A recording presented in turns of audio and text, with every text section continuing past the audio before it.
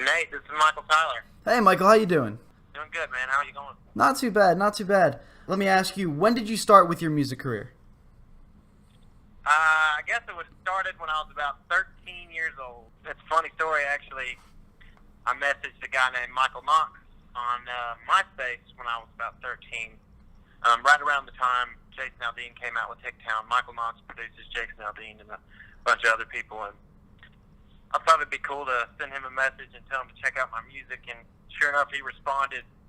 So my first business meeting took place when I was 13 with my music. Wow. You said you started writing at 13, right? I started writing a little bit before 13, but I had my first, actual okay song written by the time I was 13. And what was that song? It's actually called, let's see, I rewrote it. Let's see, Best Part of Me. The Best Part of Me. And do you still perform that, or is that something that you kind of just put to the side? Nah, that's just something I kind of, listen to and laugh at every now and then. Okay. When you were 13 writing music, what was it like trying to sell songs, trying to write music for people? When I was 13, I was just trying to pass geometry. Yeah, it's I've always had a love for music, and I grew up around music, and I would listen to the songs that my grandpa was playing. Heck, my both uncles, played music. My mom played music, and way down my mom's line, I'm related to Jimmie Rodgers, the father of country music, Jimmie Rodgers. So I think it's probably just genetics, I guess, that allowed us to do this kind of thing. So country music is kind of like in your family tree. Yeah, basically, yeah. Okay. 317, your new album is coming out in March. Tell us a little bit about that and a little bit about, the different songs on your album. Yeah, 317 is, my first record, my debut record. And I've written my whole life for this record. So I'm hoping when people hear it, it melts their faces off and they really love it. Okay. But, 317 is just, I grew up in a town of 2,000 people most of my life. And, you'll hear that in most of those songs and a lot of my relationships and just a lot of good times I had with my friends and all that good stuff.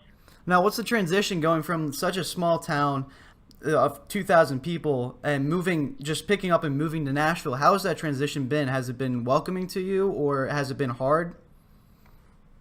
Sometimes it's hard.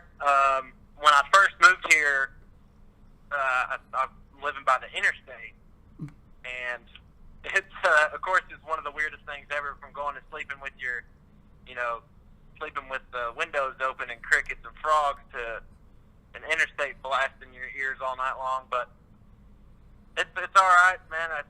Nashville is full of my kind of people, so it kind of makes me feel at home, just being around my friends and people that are here. It's a country little city.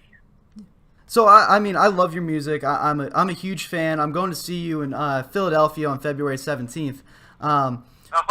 Yeah. So my question is, what's it been like playing with Low Cash, who's actually your record label partner? Do you guys have like a connection through that? Is it a lot of fun? Oh God, it's amazing. What's actually funny is I've known Preston and Chris for I guess 5 or 6 years now, maybe.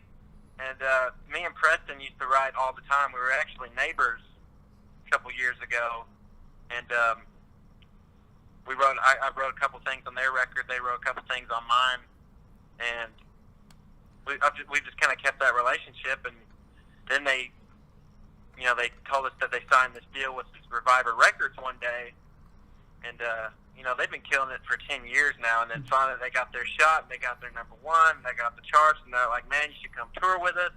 So it's kind of just been this really cool thing that's happened, and it's been a blast, and I couldn't picture doing it with anybody else. Mm-hmm. And I found that you actually wrote Shipwrecked and Ain't Starting Tonight. That's on their new album, Fighters. What's it like seeing your music that you helped write played over and over again night after night?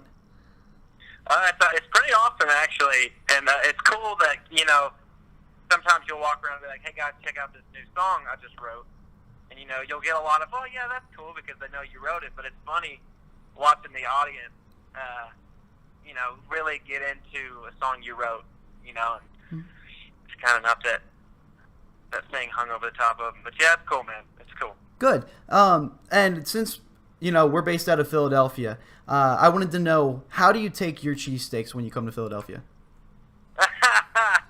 Oh, I would do anything for a cheesesteak right now. I actually just had my wisdom teeth out. Yeah. So I'm trying not to think about cheesesteak yet, but honestly, I haven't dove into it that much.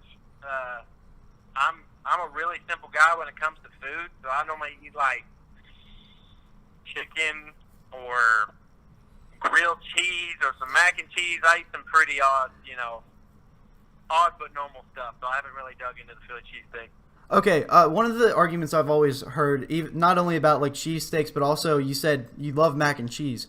Are you a big proponent of like putting ketchup on mac and cheese, or being absolutely no ketchup on mac and cheese or cheesesteaks or anything like that? I think it's whatever to me. I mean, I don't like it personally, but if you dig it, if it's your thing, go for it. Okay. I put ranch all over my pizza. I put ranch on everything, so I can't judge a little ketchup on mac and cheese. Okay, that's quite fair. All right, I would just want to play a little bit of Would You Rather. Oh, God. All right, first one. Would you rather eat only roadkill for the rest of your life, or have everyone sound like Gilbert Gottfried? Oh, everyone has to sound like Gilbert Gottfried. Why would you want everybody to sound like Gilbert Gottfried? Yeah, it would be funny all the time. You don't have to eat roadkill. That's actually true. That is, I agree with you on that one, actually. Next one. Would you rather be itchy for the rest of your life, or be sticky for the rest of your life? Oh, I have to be itchy, dude. I cannot stand being sticky. Really? Yeah, I can't even eat syrup most of the time because it just gets sticky. Well, then what do you put on your pancakes? I still put syrup on it, but I'm just very careful. Okay. Next one. Would you rather eat a bowl of vomit or lick a hobo's foot? I have to go with lick a hobo's foot. I assume you only have to do it once, right? Yeah, that's it doesn't say more than once, so yeah, we'll say it's just once.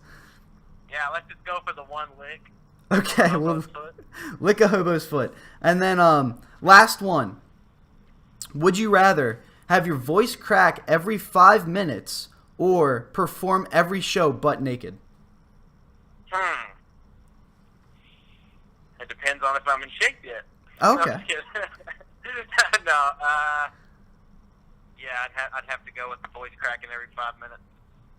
All right. Well, we're excited to see you in Philadelphia. I'm really excited to see you in Philadelphia. I really appreciate your time. Thanks for calling.